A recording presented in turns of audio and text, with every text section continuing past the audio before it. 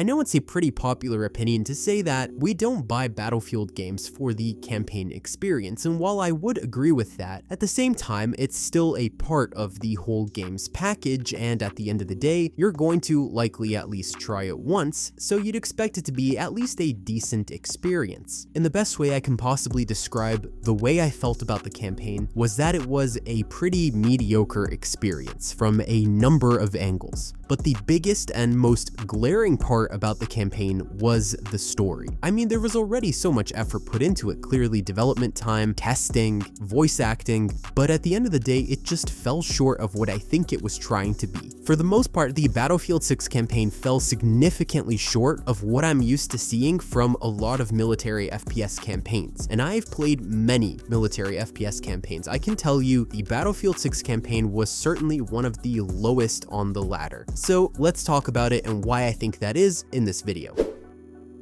The first thing I want to start with are the main cast of characters. You have the core team called Dagger 1-3. You've got Haz, Gecko, Murphy, and Lopez. These are your core four and the core that you actually play as throughout the extent of the campaign. There are other characters, but to be honest, the only one whose name I can really remember was Hemlock, and that was because he kept wearing the airsoft mask for about 90% of his screen time, and I was still really confused as to why he was wearing an airsoft mask. I don't know who in the design team thought that was a smart idea. I mean, you could have at least given him like a balaclava or something if you wanted him to cover his face, but I guess they were trying to go for the whole ghost-like, mysterious, super cool character, but it just didn't work out. The characters were very unmemorable. There wasn't a lot going for them, and they weren't really that interesting. I honestly didn't really care about any of them, and even during the more emotional and intense moments, I found myself not caring at all what happened to these characters because they just weren't interesting. They felt very generic, very surface level, and were given almost no depth. On occasion, we get to hear some of their backstories, but still, nothing super crazy to the point where you actually think to care. I think the only character that realistically had somewhat of a backstory and a reason to care about was Murphy, and that's because in the opening mission, you kind of see his little origin story, so to speak, of how he got into this whole mess with Pax Armada, but it's not that interesting.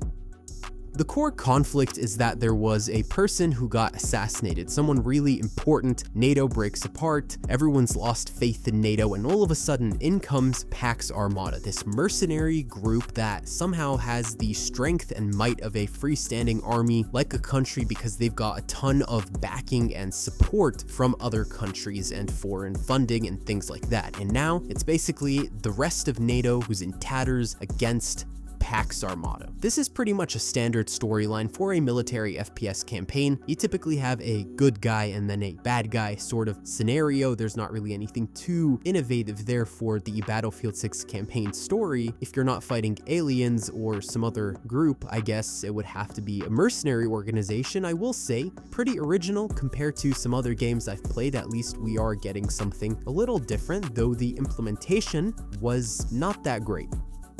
We see that Pax Armada is super strong, that they've got a ton of resources, that they are basically capable of quite literally taking over the world. In a way, this feels extremely comical. This feels like a plot I would see in a superhero movie. How is it that Pax Armada got to this strength, and why on earth are they led by basically a singular person? And this singular person is the most comically evil bad guy type villain I've really ever seen in a video game before. In Call of Duty, we had Makarov, who is, I guess, the best sort of parallel to Kincaid from Battlefield 6. While Makarov in the original trilogy, I didn't really play the rebooted trilogy's campaigns as much, but in the original trilogy, Makarov was actually a very formidable force. He was terrifying, and he did a ton of crazy evil stuff, and it worked, and his acting was good, his character was well written, but Kincaid has none of those things. He is not really evil in a evil way, he's just comical. Also, I'm gonna drop a spoiler here because this is a moment that genuinely was so stupid in the campaign, and I have to talk about it. But there was a point in the campaign where Murphy and Haz sort of face off against Kincaid face to face in the middle of New York City. Kincaid ends up taking out Haz. That's like the most emotional part of the story, basically. Though, like I said, we didn't really get to understand his character, nor do we care about him at all, so this part did not hit as hard as they wanted it to. Then he leaves Murphy to live. Look, I get that sometimes writers don't want to take take out certain characters and leave them to the dust because they have a purpose in the story, but why did Murphy specifically have to be there? Call of Duty handled these sorts of scenarios a lot better because you actually played as the person being taken out sometimes. You played as Roach, you played as Soap, you played as a lot of different characters during these sorts of really emotionally crazy moments, and in Battlefield 6, it made no sense the way it was set up, and the actual reason that Kincaid left Murphy alive was completely nonsensical, just pure ridiculous plot armor. Then another thing that really enraged me about this campaign experience and about the story in general, and one of the most difficult parts about dealing with this campaign, was the dialogue. The dialogue was so bad. It was bad in ways I can't even quantify. There were moments where I genuinely felt like the dialogue couldn't have possibly been cringier. It was written as if somebody watched every military movie in existence, played every military themed game in existence, and just took nothing from them except for the surface level of any conversation in dialogue ever and just threw it into this. It's so weird how bad this dialogue was. Whatever you are, stay out of the fight. Too many variables. That cell in Brooklyn was not their last team stateside. You want an all-out war with Pax? You got it.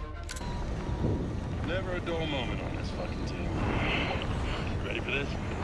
Always faithful, always forward. Never a dull moment on this fucking team. Never a dull moment on this fucking team. The characters spoke like caricatures. They spoke like somebody who has no knowledge of how people in the actual military talk, and just said weirdly inspirational lines constantly. Look at that rifle in your hand. Your Pax fucking amata. And dropped bizarre moral statements here and there to remind you of something. I don't know what they were trying to go for, if they were like trying to show you a message in some of the dialogue moments, but it was completely cringe. I waited, but look, sometimes there are no good options. You get that, right, Murph? Thanks, Fernandez. You really lost your vote over a few miles of gridlock? We go through hell to warn them Pax is in town. And what does President Fernandez do? He says, okay, let's hold a NATO summit right on their doorstep. I think he's flipping Pax off. Good for him. Think he's flipping Pax off. Think he's flipping Pax off. Then we had several moments of characters exposition dumping on us, just their whole life story. Of course, I didn't listen to about 80% of that because it just kept going on, and it's supposed to make you understand the character and even care about them, and it achieved none of those things. They just all spoke so unnaturally, it was not immersive in the slightest. The story itself was told through these sort of flashback set pieces where the characters are talking to this CIA agent named Mills, and they keep sort of recalling events in the story, and you go back in the flashback and play it out, and those are the missions.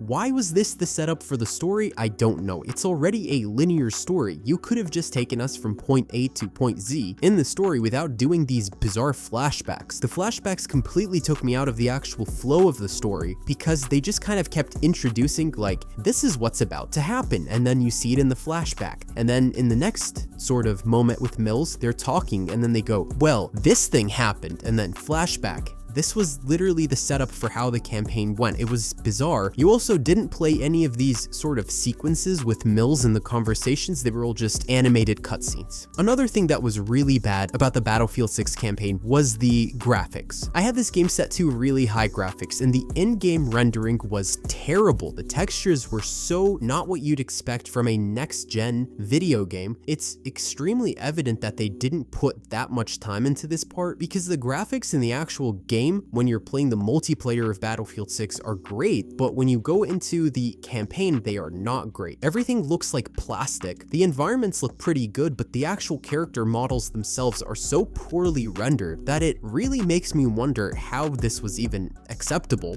for a game in today's standards.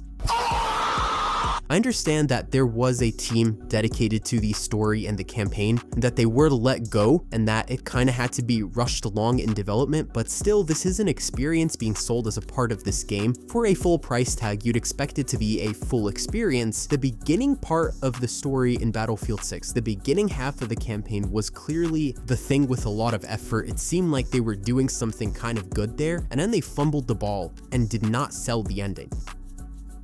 I will say that there are some pretty cool moments. I mean, you had the characters do a sort of halo jump, you had some really cool sniper sequences, you had some good gameplay elements. The gameplay itself of the campaign was pretty solid, because at the end of the day, these are the Battlefield gameplay mechanics being put into a story experience. The Battlefield gameplay mechanics themselves are actually really solid, the gunplay is really fun, the actual gun textures look good, the gun models look good in the campaign. There's a variety of different things that you can do because you play as different classes throughout the campaign, so you do get to try different things out. But for instance, something that sort of overshadowed how good this campaign gameplay was the fact that the enemy AI were really stupid. You could walk up to one of the enemies, literally circle around them like 50 times, and they still won't notice you. And other times they laser beam you when you're like 3 feet away. It's so weird how the enemies were set up. They were not intelligent in the slightest, or they were like superhero levels of strength. It was so strange. There was no consistency in how that worked.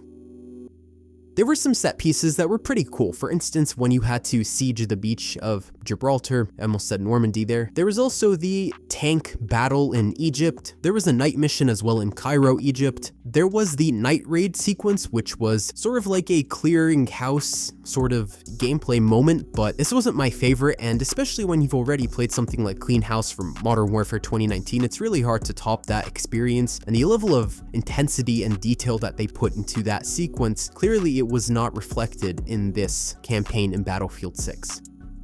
I think for every good thing in Battlefield 6's campaign, there is something that just swoops in and messes it up. And that's the biggest problem with this campaign and why I couldn't really rate it highly. The story, I would say maybe a 4 out of 10 at best, if I'm being generous, because the story I didn't like it at all. The gameplay was the saving grace of this campaign, so I would say I would give it a 6 out of 10 just because the gameplay was actually good. But the problem is, with the lack of a proper story, it kind of makes it difficult to justify wanting to play through it, unless you really just want to get a single player experience with Battlefield gameplay mechanics. But even then, sometimes the mechanics wouldn't even work. These squad commands, which are part of the mechanics of the gameplay, sometimes just didn't even work. I would tell one of the characters to put smoke and they just wouldn't listen to me. The only thing that really seemed consistent was telling that one character to scout, and then it would just mark some of the enemies with a red sort of dot over their heads. That was about the only consistent thing that worked in this game. Trying to tell a character to throw a grenade, they never seemed to listen either. There were some really weird, janky sort of glitchy moments, visual glitches, bugs that really did detract from the overall experience. I would say this is definitely something I wouldn't be playing again, and I wouldn't want to play even on higher difficulty modes, not like other FPS campaigns that I've played before. Definitely an uninstall once you're done sort of experience, which is disappointing because I'd hoped after we didn't get a campaign in 2042 that we would actually get a good experience this time, but I don't know what happened there. Anyways, let me know in the comments below what you guys think about the campaign, if you enjoyed it, if you didn't. Like, share, subscribe, and turn on notifications set to all so you never miss out on another upload. And that's all for today, folks.